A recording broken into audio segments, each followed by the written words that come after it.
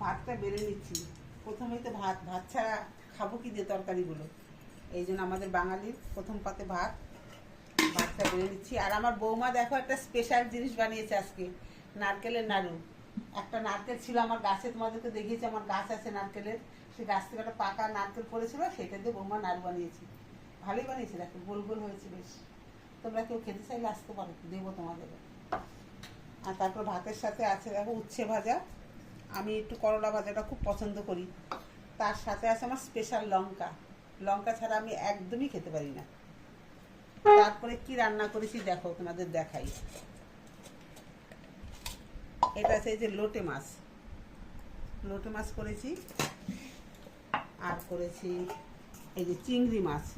চিংড়ি মাছটা পেঁয়াজ দিয়ে করেছি। লোটে মাছটা আমার খুব বেশি পছন্দ না, তাই আমি এই চিংড়ি মাছটা করেছি। লোটে মাছ খেলে একটুখানি খাবো, এই চিংড়ি মাছটা লঙ্কা দিয়ে ডলে একদম ঝাল ঝাল করে খাবো।